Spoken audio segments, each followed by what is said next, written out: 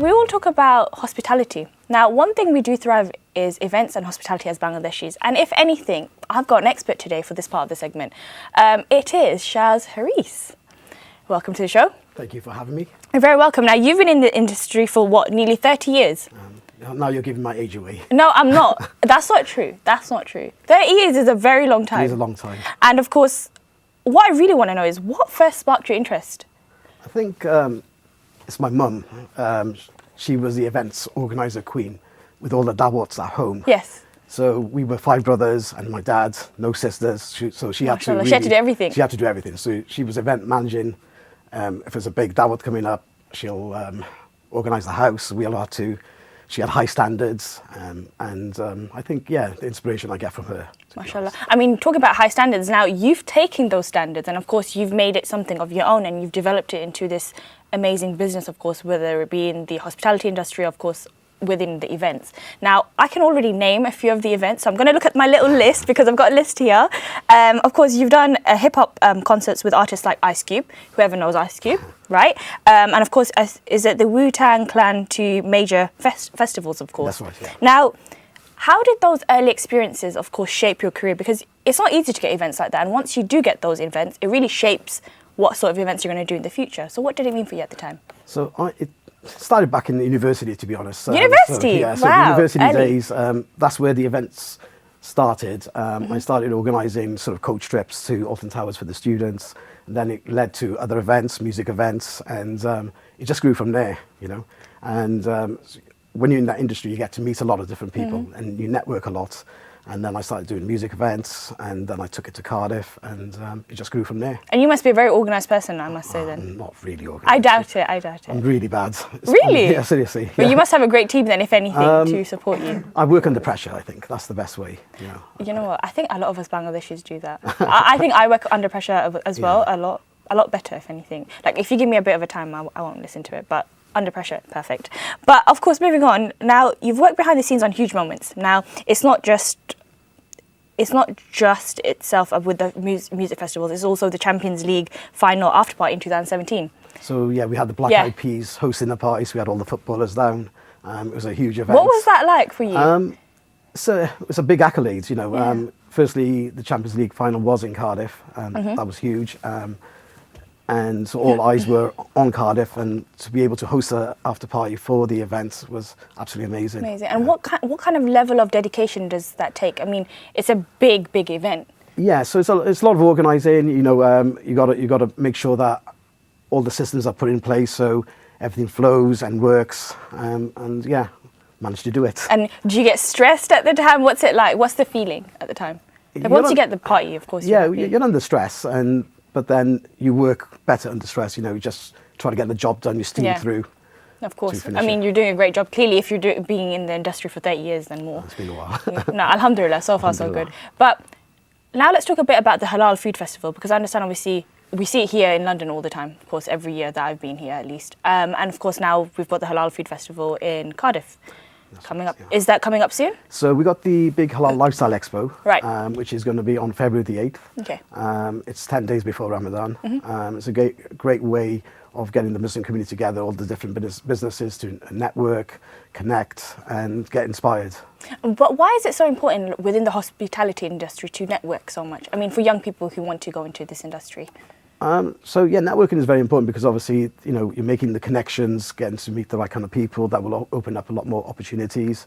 So I think it's the way forward, you know, by networking, going to different type of events, meeting different people and connecting. Right. And for someone who maybe is in the same shoes as you, but maybe that many years ago, of course, what would you advise them? Because what if they want to start an event? How do they go about it?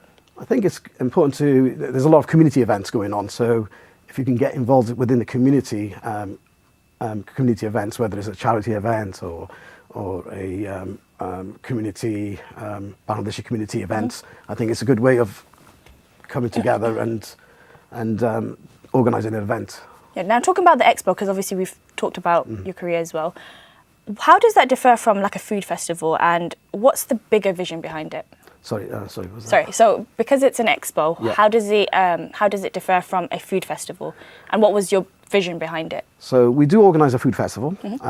That's taking place in June.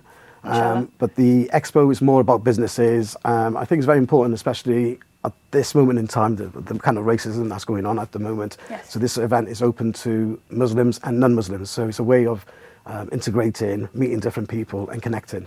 Wow, amazing. Well, it feels like there's so much going on in the background, clearly.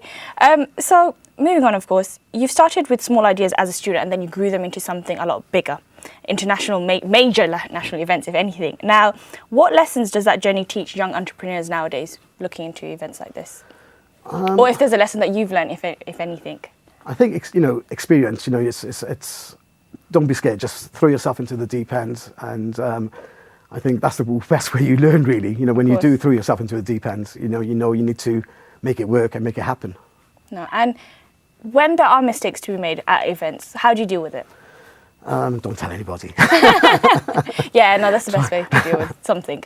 Yeah, fine. And if obviously that has happened at an event, what would be the best way to deal with it? Obviously not, if someone did know, then how would you deal with it?